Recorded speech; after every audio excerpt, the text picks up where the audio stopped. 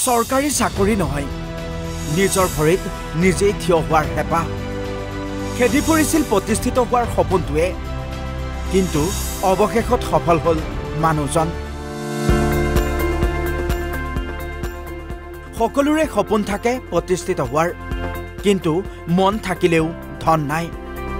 তথাপিও ভাগৰি পৰা নাই মানুহজন এই মানুহজনলৈ মন কৰক নাম গোলাপ হুছেইন চৰকাৰী চাকৰিৰ আশা বাদ দি নিজাকৈ কিবা এটা ব্যৱসায় কৰাৰ মন এই মানুহজনৰ কিন্তু দৰিদ্ৰতা হেঙাৰ আছিল গোলাপৰ বাবে কিন্তু বন্ধন বেংকে ৰুদ্ধ দুৱাৰ খুলি দিলে গোলাপ হুছেইনক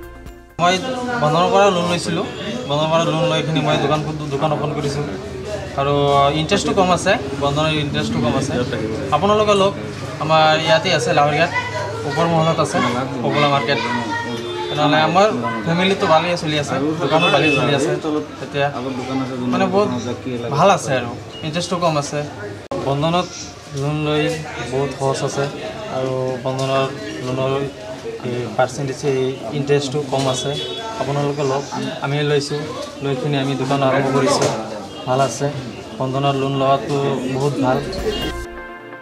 মৰিগাঁৱৰ লাহৰীঘাটৰ বন্ধন বেংকৰ পৰা ঋণ লৈ গোলাপে আৰম্ভ কৰিলে এখন সপোনৰ দোকান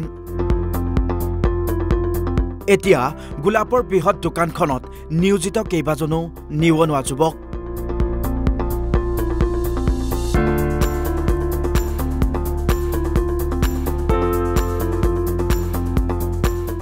নিজেই স্বাৱলম্বী হোৱাৰ সমান্তৰালকৈ গোলাপে আন বহুতকেই দেখুৱাইছে স্বাৱলম্বিতাৰ বাট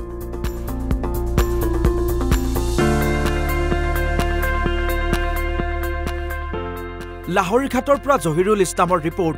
অসম লাইভ 24